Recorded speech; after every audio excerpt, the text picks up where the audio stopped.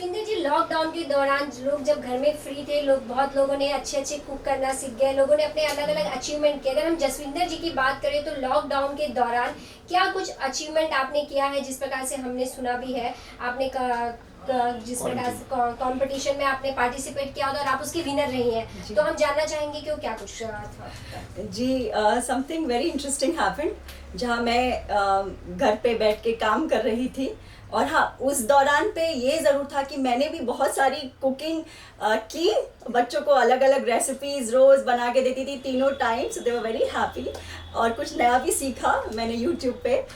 उसके अलावा yes, during that time मुझे एक मैसेज आया कि वर्चुअल ब्यूटी पैजेंट हो रहा है, Mrs India universe 2020 quarantine queen. तो कि मुझे बोला पार्टिसिपेट करने के लिए। तो मैंने सोचा कि अभी इतना काम है, कुछ ठिकाना नहीं है, मैं कहाँ पार्टिसिपेट करूँगी, और मैं क्यों करूँगी। I was not really bothered, but then they kept insisting. तो मैं एक्चुअली ड्यूरिंग दिस लॉकडाउन मैंने ऑनलाइन मैंने कोर्स किया इमेज कंसल्टेंट का। तो मैं अभी सर्टिफाइड इमेज कंसल्टेंट भी हूँ। तो जब मैंने ये कोर्स कर लिया तब उसके बाद ये मुझे मैसेज आया था। तो एक्चुअली मैं शाम को ऐसे वेबिनार्स अटेंड करती थी और करीब पूरा 1 महीना चला। तो फिर मैं मतलब रोज़ 1 घंटा मतलब 1 डेढ़ कभी 2 घंटा भी हो जाता था। तो मैं शाम को क्लासेस करती थी काम करने के बाद। तो मुझे अभी सर्टिफिकेट भी मिल गया है इमेज कंसल्टेंट का। उसके अलावा जब ये मुझे मैसेज आया तो I was not even prepared, क्योंकि मैं बॉम्बे में रहती हूँ, मेरी सारी चीज़ें यहाँ थी। मैं तो वहाँ पे सिर्फ 10 दिन के हिसाब से गई थी, और मैं बहुत सारी चीज़ें वहाँ नहीं रखती हूँ। जब ज़रूरत होती है तो मैं हिसाब से लेकर जाती हूँ, because I am most of the time here, मुझे यहाँ ज़रूरत पड़ती है। तो in fact I was not even carrying the kind of clothes I require, the kind of makeup I require, the kind of accessories I require, I carried nothing with me. तो वो भी एक दिमाग में था कि क्या करूँ, मतलब मैं कैसे करूँगी, कि if I am participating in a beauty pageant then I should look like a winner, I should look up to the mark. तो एक वो भी था दिमाग में।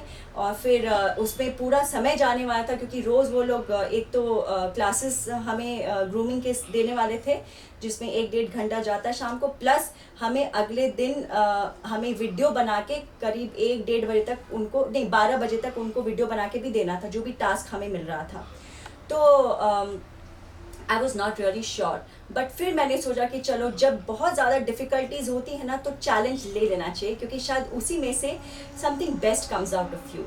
तो एक्चुअली मैंने चैलेंज ले लिया कि चलो ठीक है, क्योंकि उनका बहुत मैसेजेस आ रहे थे। तो मैंने लास्ट मिनट जब नेक्स्ट डे शुरू होने वाला था, तो मैं उसी रात को आई agreed and I registered my self. तो अगले दिन से हमारा करीब 10 दिन का ये पूरा पैजेंट था, जिसमें 10 दिन के हमारे ग्रूमिंग सेशंस थे, and finally it was the finale.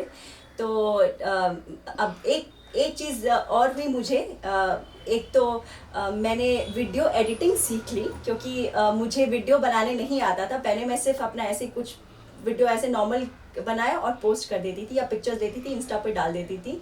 और I have not been very active on social media actually, कभी कभार कुछ डाल दिया तो डाल दिया। तो इससे क्या हुआ, एक तो मैं बहुत एक्टिव हो गई इंस्टा पे, मुझे कुछ फीचर्स सीखने को मिल गया, मुझे एडिटिंग सीखने को मिल गया, और अब स्क्रिप्टिंग भी मुझे खुद करनी थी। तो मुझे नहीं पता था कि मैं थोड़ी पोएम भी लिख सकती हूँ, और मैं अच्छे डायलॉग्स भी लिख सकती हूँ स्पीचेस लिख सकती हूँ। तो वो सब भी एक हुनर अंदर से बाहर आया। और ऊपर से क्योंकि मैंने कहा कि मेरे पास चीज़ें नहीं थी यहाँ पे, कपड़े नहीं थे, एक्सेसरीज नहीं थी, ज्वेलरी नहीं थी, मतलब मेकअप नहीं था, कुछ नहीं था। तो what ever I had, in fact मैंने गिव अवे के लिए मतलब एक बैग बना के रखा था, टू गिव अवे क्लोथ्स। तो I had to open it, and thankful because of the lockdown it was not given to anybody, nobody was there to take.